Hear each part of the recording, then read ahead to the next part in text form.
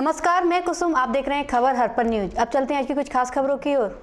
प्रदेश में चल रहे एंटी माफिया अभियान के तहत आज ग्वालियर में एक बड़ी कार्रवाई को प्रशासन ने अंजाम दिया।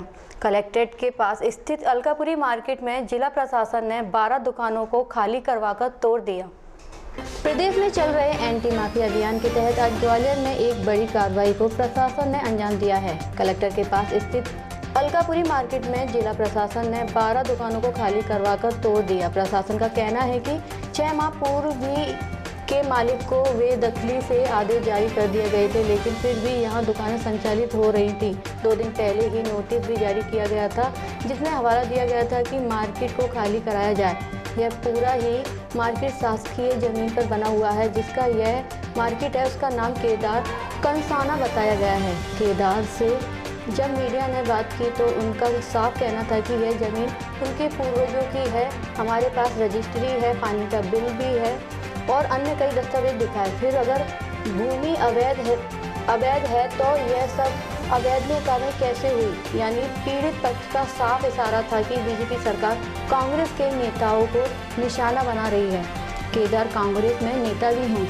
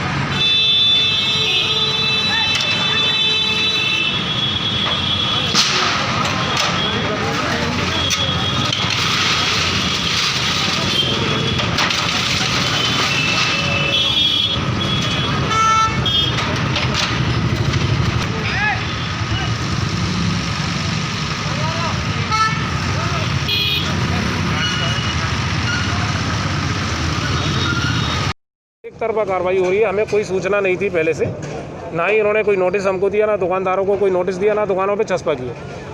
हमारी रजिस्ट्री शुदा जगह है, इसकी रजिस्ट्री है, परमिशन है, नगर निगम टैक्स जो भर रहे हैं कॉमर्शियल उसकी परमिशन, सब कुछ। हमारी फाइल शासन देखना नहीं चाह रहा और अपनी फाइल लेके घूम रहा है। एक तरफा कार्रवाई हो रही है, खड़े होकर देख रहे हैं, क्या कर सकते हैं। किसकी ज़मीन है ये? क्या ज़मीन हमारी है, मोरेसी जगह है, दादा परदादा की जगह है।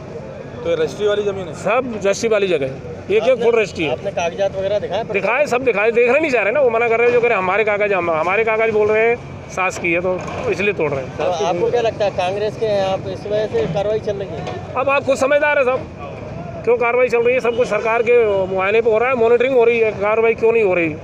इतनी देर क्यों हो गई? वहाँ क्यों खड़े हो? कार्रवाई करो, ठीक है, करने दो सब। कितनी दुकानें होंगी लगभग? करीबन 12-15 दुकानें। अपना परिचय दे दीजिए। मैं केदार कंसाना, यूथ कांग्रेस का अध्यक्ष हूँ, लोकसभा ग्वालियर का पूर्व। कहना है कि कोई नोटिस नहीं दिया गया। देखिए, शासकीय भूमि है, शासकीय अधिगमन है। इसमें लगभग 7-8 महीने पहले बेदखली आदेश पारित किया जा चुका था। इनको बेदखली आदेश के बाद नोटिस की प्रति भी दी गई थी और कल भी हमारी टीम ने आके इनको बताया था कि आप भाई जो ऑलरेडी पुराना बेदखली आदेश है खाली करें, अन्यथा कार्रवाई होगी।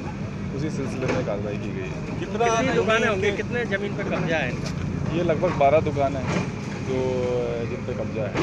सभी को आज ढाया जाएगा? हाँ, बिल्कुल। बाकी डिटेल हमारे तहसीलदार साहब देंगे, उनके पास बिल्कुल माइन्यूट डिटेल्स हैं। दुकानदारों का कहना है कि उन पर रजिस्ट्री भी है, वो कागज देने में तैयार नहीं प्रशासन। लेकिन शासकीय भूमि को रजिस्ट्री की कोई वैल्यू नहीं होती ना।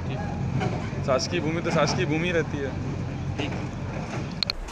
विश्व विकलांग दिवस पर दिव्यांगों द्वारा सरकार की विरोधी नीतियों के खिलाफ धरना प्रदर्शन किया गया।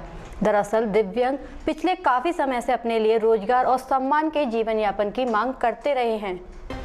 विश्व विकलांग दिवस पर दिव्यांगों द्वारा सरकार की विरोधी नीतियों का खिलाफ धरना प्रदर्शन किया गया। दरअसल दिव्यांग पिछले काफ़ी समय से अपने लिए रोजगार और सम्मान से जीवन यापन की मांग करते रहे हैं।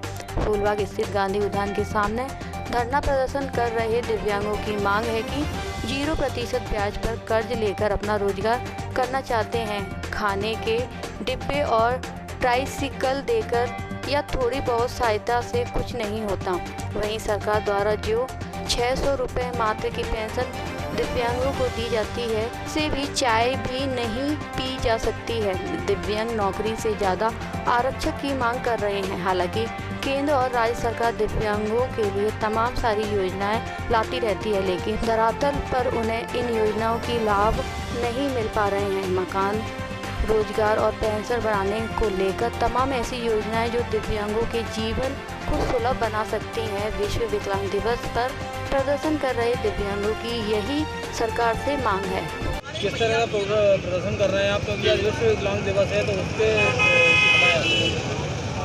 भारत सरकार द्वारा हर वर्ष 3 दिसंबर को विकलांग विश्व दिवस मनाया जाता है। हम हर वर्ष इसका कार्य दिवस के रूप में मनाते हैं। हम शासन और केंद्र शासन से पूछना चाहते हैं कि विकलांग दिवस मनाए जाने का उद्देश्य क्या है और क्या प्रायोजन है आपका। विकलांग विश्व दिवस के दिन क्या विकलांगों के लिए धरातल पे एक भी कोई ठोस योजना उनके जीवन यापन से संबंधित लागू की? आज तक एक भी जिले में कोई उद्योग लगाने की बात की? आज विकलांगों को पेंशन भी मात्र 600 रुपये दी जा रही है, जिसमें एक व्यक्ति परिवार को पालना तो दूर, खाना खाना तो दूर, चाय भी नहीं पी सकता। और हम एक पेंशन की मांग करते हैं दिल्ली की तर्ज पर। जिस तरह दिल्ली में 2500 रुपये पेंशन दी जा रही है, इसी तरह से हर राज्य में के विकलांगों को 2500 रुपये पेंशन दी जाए और रोज़गार की व्यवस्था की जाए। हमको ये साइकिल और कैली पर ये बांटे जाते हैं, ये नहीं चाहिए, ये नहीं बांटे। विकलांग में रोज़गार होगा, स्वयं खरीदेगा। आज इस पर कार्यक्रम की बात ले लो। शासन प्रशासन जो 3 दिसंबर पर विकलांग विश्व दिवस का कार्यक्रम करता है, सामाजिक न्याय विभाग द्वारा आयोजित किया जाता है। उसमें छोटे छोटे बच्चों को सुबह 7 बजे से कार्यक्रम के आयोजन में बुला लिया जाता है और 6 घंटे तक मुख्य अतिथियों का इंतजार कराया जाता है। कराने के बाद उनको अपने लक्ष्यदार भाषण देकर नेता लोग चलते फिरते हैं। एंड में आखिरी में क्या नतीजा होता है, विकलांगों को क्या दिया जाता है?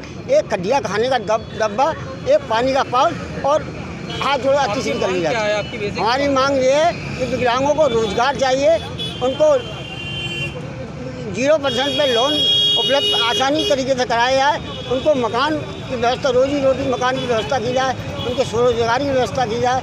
हम ये मांग करते हैं। हम ये नहीं चाहिए हमको साइकिलें बांटो, ये भीग नहीं चाहिए। अनूप गौरी।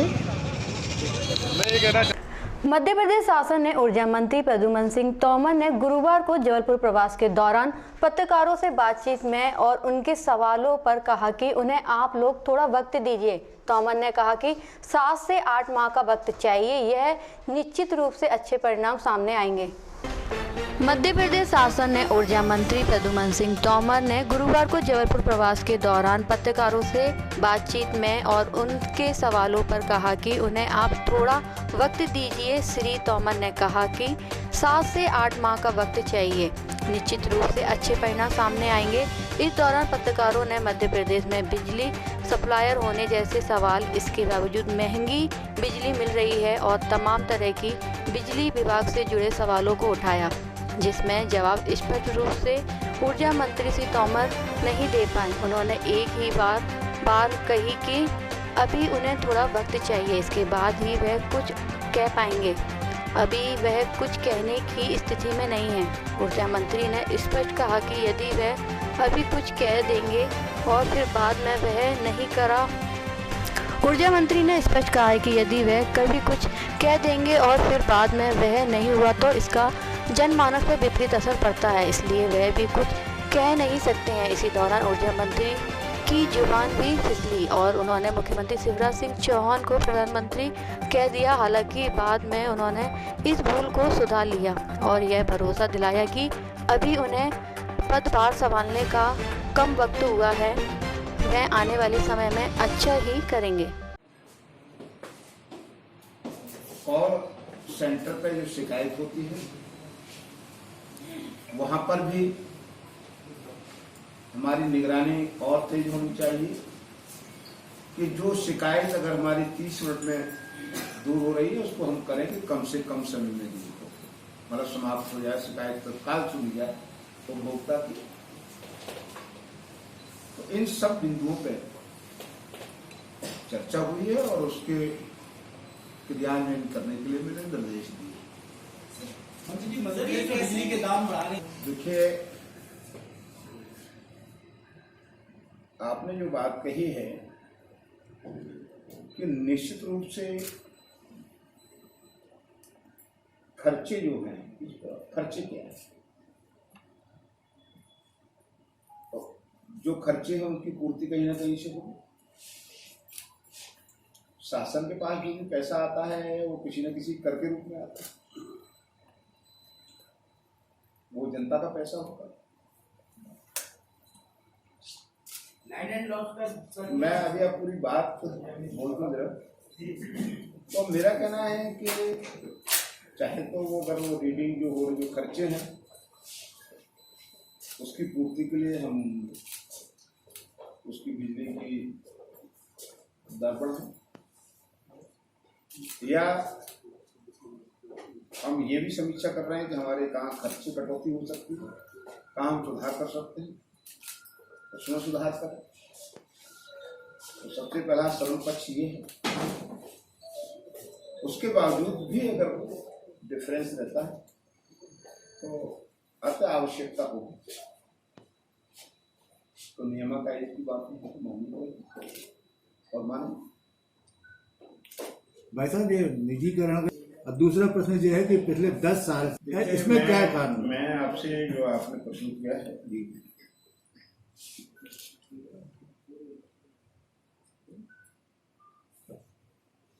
हम सब लोगों का दायित्व है, ये लॉ एंड ऑर्डर कोई एक पार्ट, कर्मचारी अधिकारियों का एक पार्ट थोड़ा सा ज्यादा होगा,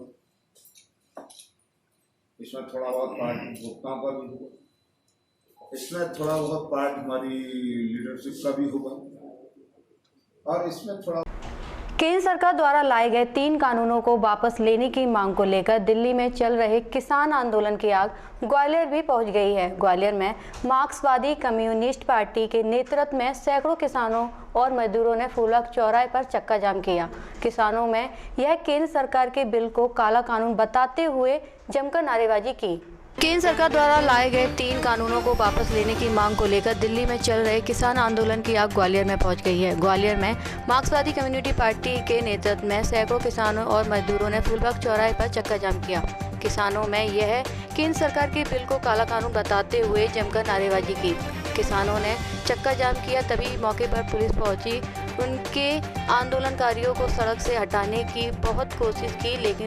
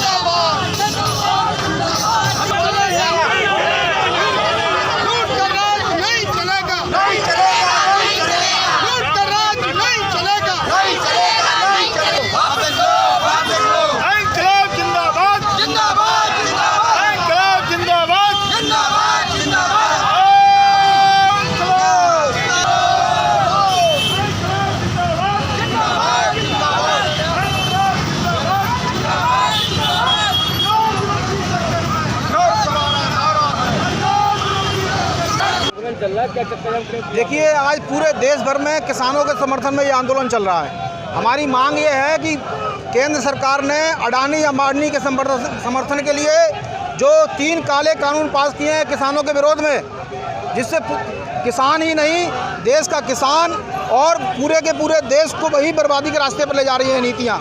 इन नीतियों के खिलाफ हम लोगों ने आज यहाँ पे विरोध प्रदर्शन किया है और हम लोग ये कहना चाहते हैं कि सिर्फ सरकार के खिलाफ नहीं, सरकार जिन कारपोरेट घरानों को अडानी और अंबानी को संरक्षण दे रही है, ग्वालियर में अडानी अंबानी के जितने भी सेंटर हैं, चाहे वो पेट्रोल पंप हो चाहे सिम के सेंटर हो, उन पर भी प्रदर्शन किया जाएगा। इस देश को बेचने वाली नीतियां बर्दाश्त नहीं की जाएंगी। इसके खिलाफ ये 1 घंटे का चक्का जाम है, उसके बाद प्रदर्शन है। चक्का जाम आप कहाँ पे कर रहे हैं, किस तरीके से? हम लोग यहाँ पर फूलबाग चौराहे पर चक्का जाम कर रहे हैं।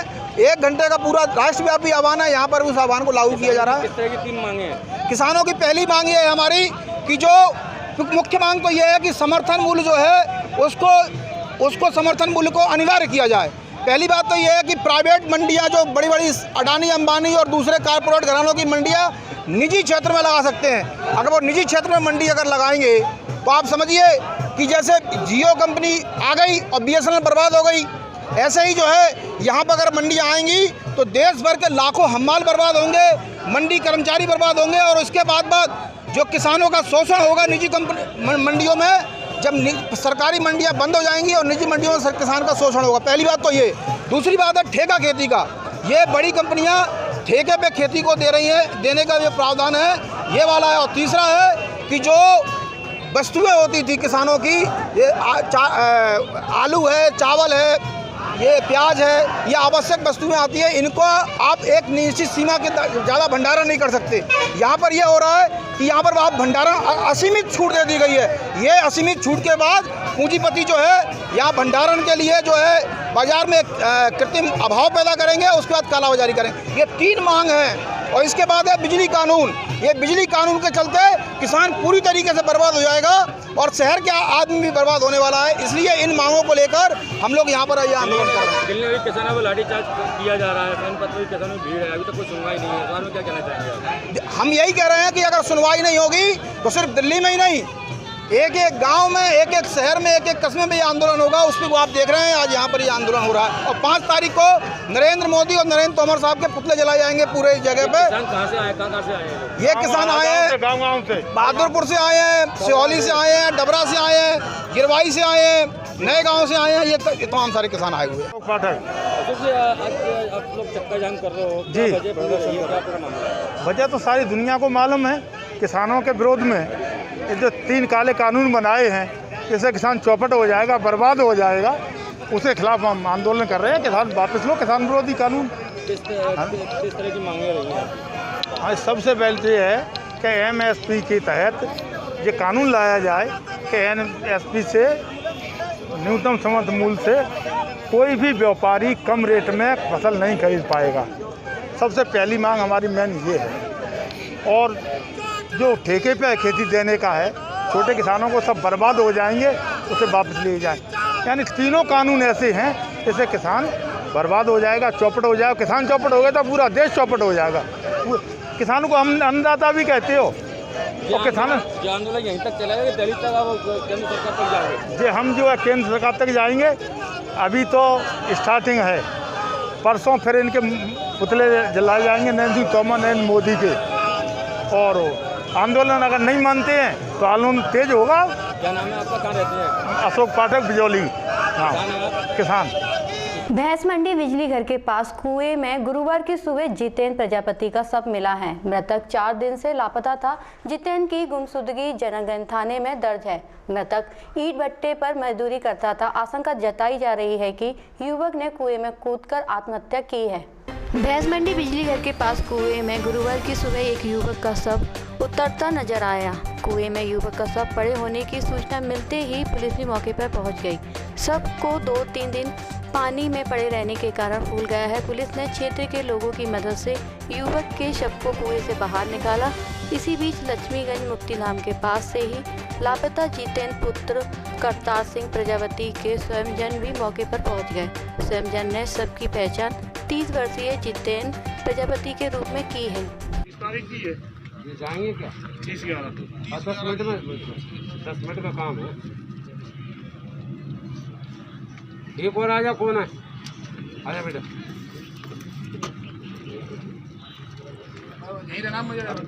सिंध बिहार कॉलोनी निवासी विनोद खडवानी के घर 2 हथियारबंद बदमाश चाची के नाम का कोरियर देने के बहाने लूट की नीयत से घर में घुस गए। इस दौरान मौजूद परिवार के सदस्यों के हौसले के चलते बदमाशों को पकड़ लिया गया।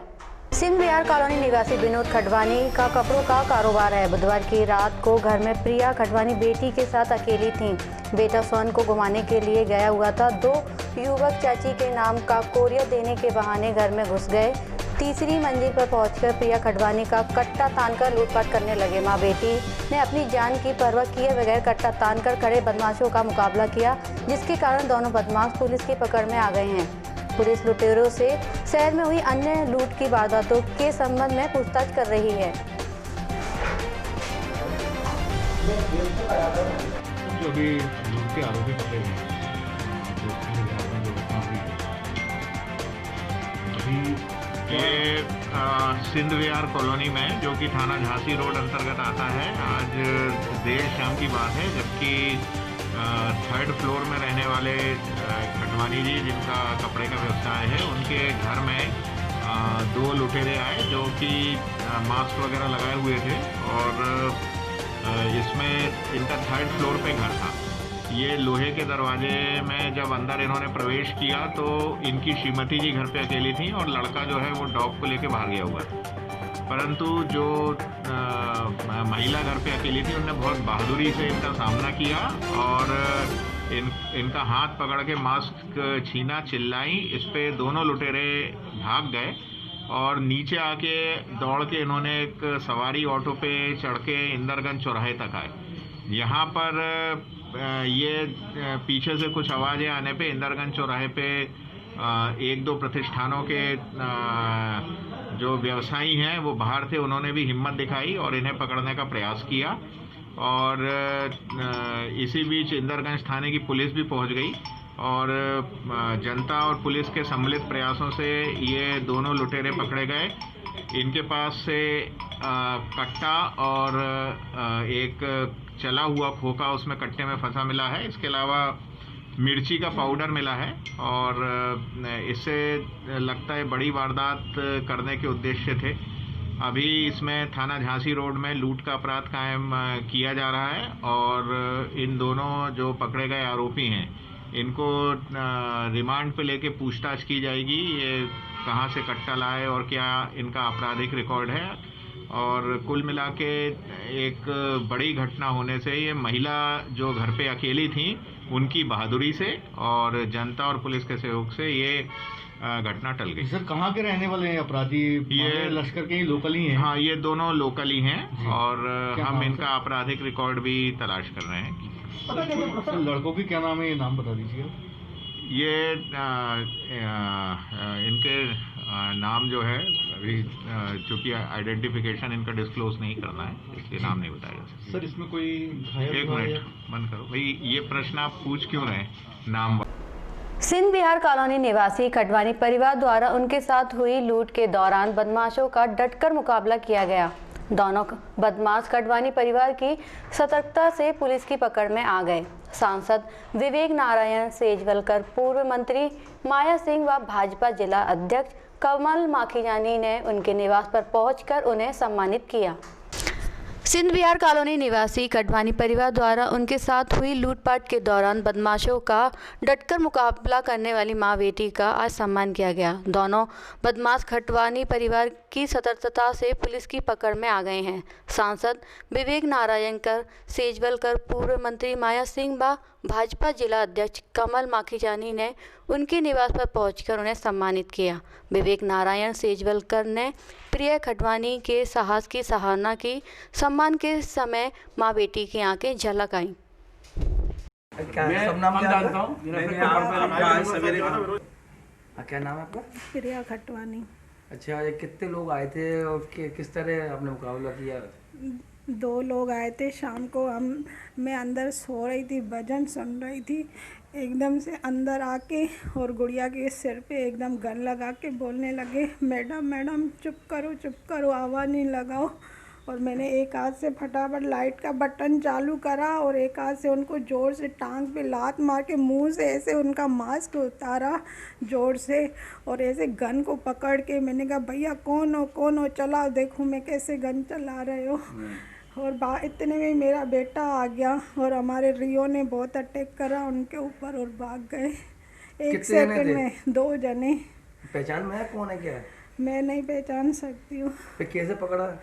उसी टाइम ही पकड़ गए। हम दौड़ के भागे, मैं भी पीछे भागी और फिर पीछे से उन्होंने नीचे जाने किसी ने देखा होगा भाग रहे, पीछा करा। फिर उन्होंने चाचा वाले जनरल स्टोर वालों को फ़ोन लगाया कि यहाँ से 2 लोग भाग रहे हैं, उनको पकड़ लो। और मैं तो सीधा पुलिस थाने गई उधर। आज सांसद भी आए थे, सांसद जी माया सिंह भी आई थी, तो सम्मान किया तो जी सब आए थे हमसे मिलने पूछने के लिए।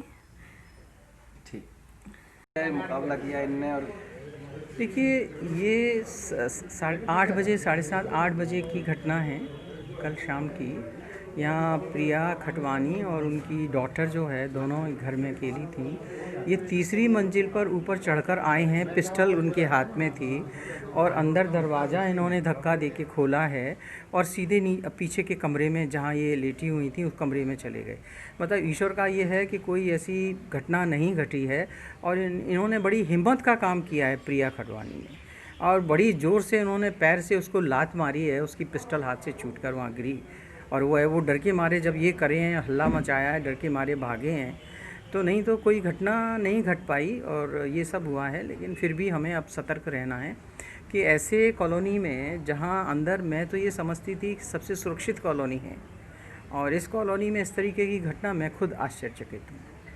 लेकिन इन दोनों बच्चियों ने और उनकी माँ ने, प्रिया खटवानी ने जो हिम्मत का काम किया है, मैं उनको भी मतलब दिल से मतलब मुझे भी इतनी खुशी हो रही है कि आज हम बहनों को कहते हैं, लेकिन उन्होंने इसका उदाहरण हम लोगों के सामने पेश किया है। कितने लोग थे वो आए थे? 2 लोग थे वो लोग, 2 लोग थे। देखिए कल यहाँ पर एक बड़ी दुर्भाग्यजनक घटना हुई। मैं समझता हूँ पूरे शहर की सबसे सुरक्षित कॉलोनी सिंध विहार है। यहाँ 2 लुटेरे आए और तीसरी मंजिल पर रहने वाले विनोद खटवानी जी की पत्नी के अंदर कमरे तक चले गए। लेकिन आप देखिए, अपन कहते हैं नारी अबला होती है, लेकिन उन्होंने ये उदाहरण प्रस्तुत किया है कि नारी सबला होती है। उन्होंने उस लुटेरे को पकड़ा, उसके हाथ से रिवॉल्वर छिनाई, उसको लात मारी और जब वो भगे तो पीछे पीछे प्रिया जी और पूर्विता जो उनकी बच्ची है, दोनों भाग भाग के पीछे गए हैं और शोर मचाते हुए फिर वो लुटेरे पकड़े गए। मतलब पूरे समाज के सामने एक अनुकरणीय उदाहरण प्रस्तुत किया उन्होंने। मैं अपने पार्टी की ओर से भी उनका अभिनंदन करता हूँ। माननीय सांसद जी भी यहाँ पर आए थे, उन्होंने भी उनका अभिनंदन किया, उनकी पीठ थपथपाई, उनको प्रोत्साहन दिया और अपने सांसद की सम्मान निधि से उनको 5-5 हज़ार दोनों को, प्रिया जी को, पूर्विता जी को, अपनी ओर से उन्होंने एक टोकन सम्मान निधि के रूप में उनको दिया है। और उन्होंने कहा है कि आपके लिए वीरता पुरस्कार की अनुशंसा वो राष्ट्रपति जी से भी करेंगे, मुख्यमंत्री जी से भी करेंगे। अखिल भारतीय संत समिति द्वारा दंदरुआ धाम में 3 और 4 दिसंबर को अधिवेशन का आयोजन किया गया है, जिसमें महत्वपूर्ण मुद्दों पर चर्चा की जाएगी। इस संबंध में संयोजक अखिल भारतीय संत समिति ने जानकारी दी। अखिल भारतीय संत समिति एवं धर्म समाज का संयुक्त रूप से दंदोदा धाम में जो अखिल भारतीय हमारा अधिवेशन है वो 3 और 4 तारीख को आयोजित किया गया है। इसमें प्रमुख रूप से गोवंश संरक्षण, गोपालन और किस प्रकार से गौशालाओं का आधुनिक रूप से विकास कर आम जनता को उसका अधिक से अधिक फ़ायदा मिले, वो गोवंश का संरक्षण हो पाए, उस उद्देश्य को लेकर आज यहाँ पर विचार किया जाएगा। मध्य प्रदेश सरकार द्वारा जो कैबिनेट बनाई गई है उस संबंध में मध्य प्रदेश के मुख्यमंत्री श्री शिवराज जी चौहान साहब का आभार मानते हुए उन्हें संत समाज की ओर से आशीर्वाद प्रदान किया जाएगा कि वो इसी प्रकार से जन कल्याणकारी गौ संरक्षण, जल संरक्षण के लिए कार्य करते हुए इस प्रदेश का सर्वांगीण विकास करें। पंडित योगेंद्र महंत, पूर्व राज्य संयोजक, धर्म समाज, अखिल भारतीय संत समिति। कई बड़े संत कितने शामिल होने वाले हैं, कितने लोगों के नाम हैं? अभी हमारे अखिल भारतीय अध्यक्ष आदरणीय अविचलन जी महाराज, हमारे राष्ट्रीय महासचिव आदरणीय स्वामी जितेंद्रानंद जी महाराज, अखिल भारतीय राष्ट्रीय संयुक्त सचिव आदरणीय महामंडलेश्वर राधे राधे बाबा और हमारे अध्यक्ष गौरव जी महाराज हमारे बीच में उपस्थित हो चुके हैं और अन्य संत और ये सब भी स्थान पर उपस्थित हो रहे हैं। कोरोना के दौरान भर्ती किए गए स्वास्थ्य कर्मियों ने स्थायी किए जाने की मांग को लेकर भोपाल में प्रदर्शन किया। इस दौरान पुलिस द्वारा उन पर लाठीचार्ज किया गया।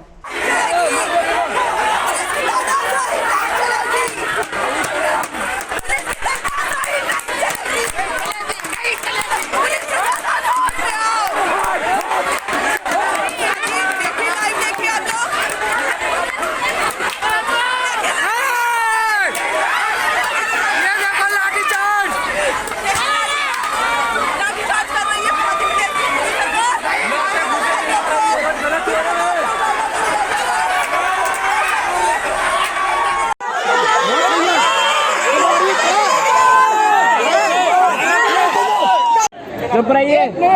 मेरा नाम मोना यादव है। लेकिन माननीय मुख्यमंत्री जी ने अब एनआरएचएम के तहत ऐसा वो निकाल दिया कि एनआरएचएम को उसको एनएम को बाहर फेंक दो, फार्मासिस्टों को बाहर फेंक दो।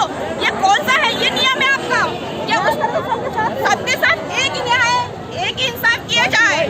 हम लोगों ने पेशेंट के बिल्कुल टच में संपर्क में आके 8-8 घंटे 6-6 घंटे की जगह हमें 8-8 घंटे ड्यूटी करनी पड़ी। हमने पीपी किट में कंटिन्यू अपनी ड्यूटी करी, लेकिन आज सिचुआना में रोड पर खड़ा कर दिया। हम किससे जाके अपनी नौकरी मांगे, किससे जाके अपनी जॉब मांगे?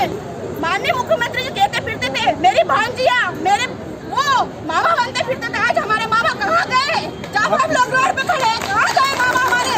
आज हमारे लिए 15 मिनट का टाइम नहीं है हमारे मामा का। आज हम बेरोजगार घूम रहे हैं। आज हम अपने छोटे छोटे 1.5 साल के 2 बच्चों को छोड़ के हम पीपी किट पहन के हमने कंटिन्यू जॉब करी। हमने अपने बच्चों की तरफ ध्यान नहीं दिया, अपने परिवार की तरफ ध्यान नहीं दिया। लोग घरों में बैठे हुए थे, लोग रोड पे बिल्कुल खड़े आने के लिए तैयार नहीं थे, लेकिन हमने पेशेंटों को संभाला। हमने पेशेंटों को डायरेक्ट 108 सुधार डायरेक्ट स्ट्रेचर व्हील चेयर पे लिया। हमने पूरी ईमानदारी से। अरे झूठ नहीं बोल रहे, बच्चा दिखाओ उनको। शिवराज सिंह जी चौहान आज उनका अपना ईमानदारी से कर्तव्य क्यों नहीं निभा रहे हैं? क्यों नहीं निभा रहे? कहाँ छुप के बैठे?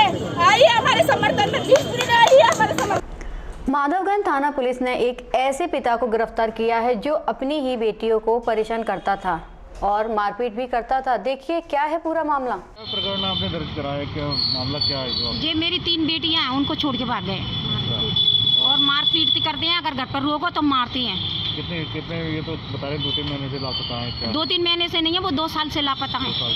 हाँ, आ नहीं रहे, बीच में आते हैं तो मार के भागते हैं हमको। और बेटियां तो उनको बिल्कुल भारी हो गई हैं, पसंद नहीं कर रहे हैं बेटियों को। क्या प्रकरण आपने दर्ज कराया? यही कि मेरी लड़कियों को छोड़ के भाग गए, हमारी कोई देख रेख नहीं है और बच्चियों को उनको बोझ हो गया, उनको बोझ हो गए। मेरे पापा हैं 2-3 साल से लापता है, 2-3 साल से लापता है। बेटियों के चक्कर में मारते पीटते हैं, घर पे रहने की बोलते हैं, कहीं जाते हैं तो पीछे करवाते हैं मेरा, मारते पीटते हैं। कई बार मारने पीटने की कोशिश की, बोलते हैं कि है ना अगर तुमने मेरी जांच पड़ताल की तो तुम पे एसिड डाल दूंगा, गलत सलत काम करा दूंगा। बस इनको बेटी बुरी लगती है। जब से राज सिंह चौहान जी कह रहे बेटी पढ़ाओ बेटी पढ़ाओ, तो क्या इसलिए बेटी पढ़ाओ, इसलिए बढ़ाओ कि 27 और 29 साल की जब लड़कियाँ अपने फ्यूचर बनाने की, अपनी गवर्नमेंट जॉब हासिल करने की मेहनत करे कि वो थाने में आगे खड़ी हो। इसलिए बेटियों के पक्ष में और से और सुनवाई और कड़ी से कड़ी कार्रवाई की जाए, जिससे ऐसे जल्लाद इंसानों को, ऐसे जल्लाद पिता को सजा मिले। प्रकरण आपके पास आया है कि प्रकरण में लड़की को 6 साल का मामला इंजीनियर द्वारा बताया जा रहा है, मोबाइल पे गलत बातें करता रहता जी। ये अगस्त में लड़की ने FIR कराई थी अपने पिता के खिलाफ कि वो उसका पीछा करता है, गाली गलौज करता है, लोगों के साथ नहीं रहता और घर खर्च के लिए भी पैसे वगैरह नहीं देता है, तो उसकी FIR कराई थी। आरोपी को आज हमने पकड़ लिया है, कार्रवाई चल रही है। ना आरोपी इनके हस्बैंड है? आरोपी फरियादी का पिता है। अच्छा, फरियादी का पिता। लड़की ने अपने पिता के खिलाफ FIR कराई थी पीछा करने के संबंध में। तो लड़की का पीछा करते थे उनके पिताजी? जी। तो किस मामले में, क्या प्रकरण, पूरा प्रकरण क्या है? कौन है लड़की का नाम, कहाँ के रहने वाले? लड़की का नाम तो मैं नहीं बता पाऊँगी आपको, और यहीं लश्कर के रहने वाले हैं ये लोग। तो लड़की ने अपने पिता के खिलाफ कराई थी। 2 सालों से पारिवारिक जो भी इनका विवाद चल रहा हो, तो वो घर में नहीं रहता है, लेकिन जब भी लड़की कहीं बाहर जाती है तो उसका पीछा करता है, गलत नीयत रखता है लड़की के ऊपर। इस संबंध में रिपोर्ट क्या कार्रवाई आपने क्या चल रही है? उसको, आरोपी को हम लोगों ने गिरफ्तार कर लिया, अब आगे की कार्रवाई चल रही है, पेश करेंगे उसको।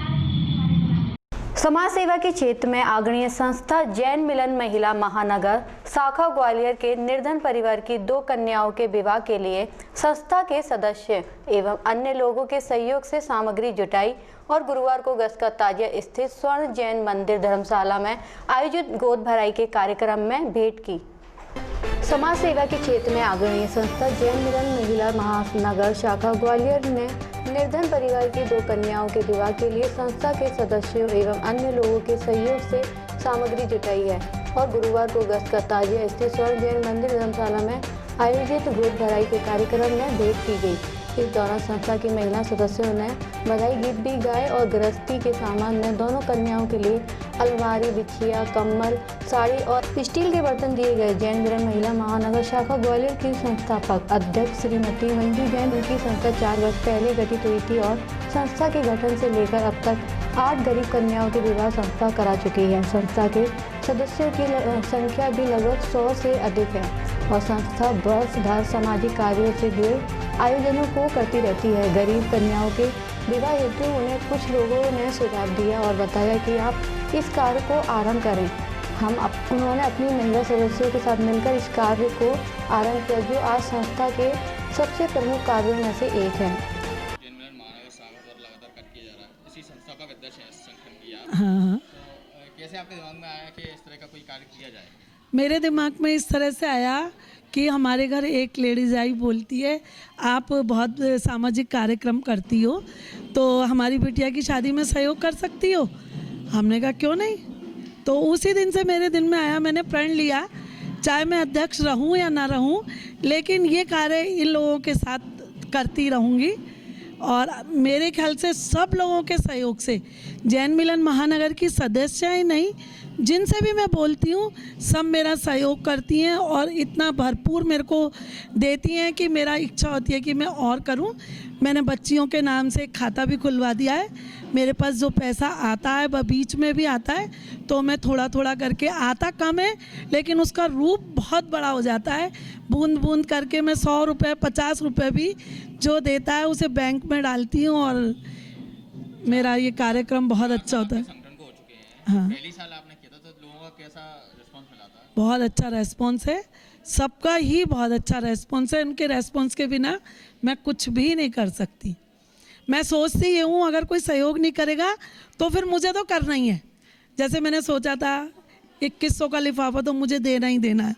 सहयोग आ जाता है तो, लेकिन देखिए अलमारी आ गई, कितना दहेज आ गया, पैसा भी आ गया, मुझे अपने पास से तो शायद करना नहीं पड़ेगा।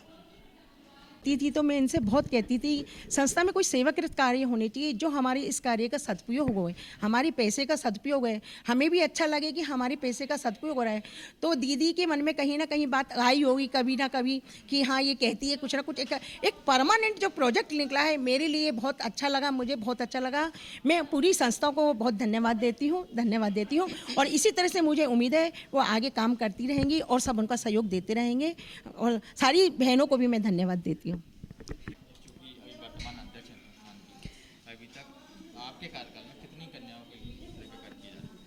जैन मिलन महिला महानगर शाखा ग्वालियर की अध्यक्ष मैं अनीता जैन। हमारी जैन मिलन महिला शाखा अभी तक 4 कन्याओं की शादी कर चुकी है और आगे भी उम्मीद है कि हम और भी कन्याओं की शादी करेंगे और उसमें भी हम लिफाफे, सामान, हमें सभी बहनों के सहयोग से हमारा ये कार्य सफल हो जाता है और हमें सभी का सहयोग मिलता है। किसी सरकारी सहायता आपको मिलती है फिर खुद आप ही लोग अपने? हम ही लोग अपना पूरा सहयोग करते हैं और हमारी महिला महानगर की शाखाओं का भी महानगर की सभी बहनों का भी हमें सहयोग मिलता है। अभी तक जो जिन लोगों की शादियाँ हुई हैं जो कराई हैं आप लोगों ने, तो वो जो उनके परिवारजन आपसे संपर्क करते हैं या फिर किस तरह से आप उन महिलाओं की शादी कराते हैं? हमने ये प्रोजेक्ट निकाला है कि हम गरीब ज़रूरतमंद कन्याओं की शादी करेंगे।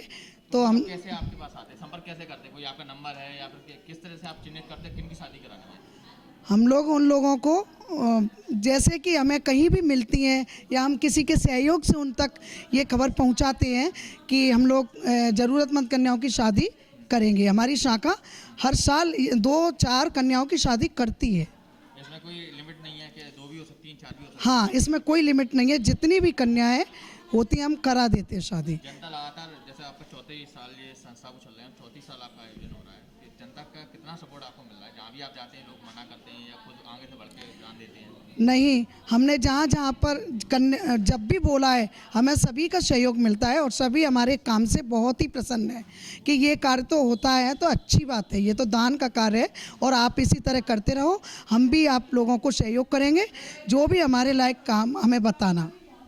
जैन मिलन महिला महानगर शाखा ग्वालियर की वर्तमान अध्यक्ष श्रीमती अनीता जैन ने बताया है कि गरीब कन्याओं के विवाह कराने हेतु संस्था की सदस्य पूरे साल लोगों की मदद एकत्रित करती हैं और कन्याओं के विवाह के लिए गृहस्थी का सामान जुटाती हैं। इस पुनीत कार्य में लोग भी बढ़ चढ़कर उनकी मदद करते हैं। जैन मिलन महिला महानगर शाखा ग्वालियर की अध्यक्ष मैं अनीता जैन। हमारी जैन मिलन महिला शाखा अभी तक 4 कन्याओं की शादी कर चुकी है और आगे भी उम्मीद है कि हम और भी कन्याओं की शादी करेंगे और उसमें भी हम लिफाफे, सामान, हमें सभी बहनों के सहयोग से हमारा ये कार्य सफल हो जाता है और हमें सभी का सहयोग मिलता है। इसमें किसी सरकारी सहायता आपको मिलती है फिर खुद आप ही लोग अपने? हम ही लोग अपना पूरा सहयोग करते हैं और हमारी महिला महानगर की शाखाओं का भी महानगर की सभी बहनों का भी हमें सहयोग मिलता है। अभी तक जो जिन लोगों की शादियाँ हुई हैं जो कराई हैं आप लोगों ने, तो वो जो उनके परिवारजन आपसे संपर्क करते हैं या फिर किस तरह से आप उन महिलाओं की शादी कराते हैं? हमने ये प्रोजेक्ट निकाला है कि हम गरीब ज़रूरतमंद कन्याओं की शादी करेंगे। तो हम कैसे आपके पास आते हैं, संपर्क कैसे करते हैं? कोई आपका नंबर है या फिर किस तरह से आप चिन्हित करते हैं किन की शादी करानी है? हम लोग उन लोगों को जैसे कि हमें कहीं भी मिलती हैं या हम किसी के सहयोग से उन तक ये खबर पहुंचाते हैं कि हम लोग ज़रूरतमंद कन्याओं की शादी करेंगे। हमारी शाखा हर साल 2-4 कन्याओं की शादी करती है। इसमें कोई लिमिट नहीं है कि 2 भी हो सकती हैं, 4 भी हो सकती हैं? हाँ, इसमें कोई लिमिट नहीं है, जितनी भी कन्याएं होती हैं हम करा देते हैं शादी। जनता लगातार, जैसे आपका 4th साल ये संस्था को चल रहे हैं, 4th साल आपका आयोजन हो रहा है, कि जनता का कितना सपोर्ट आपको मिल रहा है? जहाँ भी आप जाते हैं लोग मना करते हैं या खुद आगे से बढ़ के जान देते हैं? नहीं, हमने जहाँ पर जब भी बोला है हमें सभी का सहयोग मिलता है और सभी हमारे काम से बहुत ही प्रसन्न है कि ये कार्य तो होता है तो अच्छी बात है, ये तो दान का कार्य है और आप इसी तरह करते रहो। हम भी आप लोगों को सहयोग करेंगे, जो भी हमारे लायक काम हमें बताना। इस दौरान जैन मिलन क्षेत्र क्रमांक 2 के क्षेत्रीय अध्यक्ष वीर नीरज जैन छावड़ा का विशेष सहयोग रहा। उन्होंने जरूरतमंद कन्याओं के लिए 2 गोदरेज अलमारी की व्यवस्था भारतीय जैन मिलन फाउंडेशन की व्यवस्था कराने में पूरा सहयोग किया। इस पुण्य कार्य में जैन मिलन के राष्ट्रीय वरिष्ठ अध्यक्ष वीर प्रताप जैन गंगावाल एवं राष्ट्रीय सामाजिक मिलन चेयरमैन अतिवीर निर्मल जैन पठानी, क्षेत्रीय मीडिया समिति के वीर अनूप जैन सोगानी, संस्था के अध्यक्ष वीरांगना मंजू जैन पाटनी एवं पूर्व अध्यक्ष मंजू जैन मोर्चा एवं शाखा के सभी वीरांगना बहनें उपस्थित रहीं। भारतीय जैन मिलन तो राष्ट्रीय स्तर पर सब तरह के कार्य कर ही रहा है, सामाजिक, धार्मिक, कई तरह के, आर्थिक रूप से, परंतु भारतीय जैन मिलन क्षेत्र क्रमांक 2 के अंतर्गत भी इस तरह के कार्य होते हैं और क्षेत्र क्रमांक 2 की ग्वालियर की महिलाओं की सबसे बड़ी शाखा महानगर है। बड़ी खुशी की बात है कि इस कोरोना की विषम परिस्थिति में वो इस तरह का आयोजन कर रही हैं। दहेज का सामान जुटाना और बालिकाओं को शादी के लिए प्रेरित करना, उनका उत्साहवर्धन करना और उस तरह के सामान भेंट करना एक अपने आप में बहुत अनूठा कार्यक्रम है। और अभी पता भी पड़ा मेरे को कि जैन मिलन महिला महानगर विगत 4 वर्षों से ये कार्य लगातार कर रही है। निसंशय प्रशंसनीय और अनूठा कार्यक्रम उनके द्वारा किया जा रहा है और इस तरह के ही कार्यक्रमों की इस समाज में, इस देश में आवश्यकता है। मैं उनके जैन मिलन महानगर की पूरी टीम, मृदुला जी, अनीता जी, मंजू जी पाटनी, अंजू जी भोज, पूरी टीम को बहुत बहुत बधाई देती हूँ। पर्टिकुलर इस कार्य के लिए बधाई देता हूँ कि इस तरह का कार्य करना, बहुत ही शुभ कार्य करना, ज़रूरतमंद के लिए कार्य करना, समाज के लिए कुछ कार्य करना, ये एक बहुत अच्छी पहल है। बहुत बहुत धन्यवाद पूरी जैन मिलन महानगर टीम को। जय जैन। अब होगी आपसे अगले बुलेटिन में मुलाकात, तब तक के लिए बने रहिए खबर हरपन न्यूज।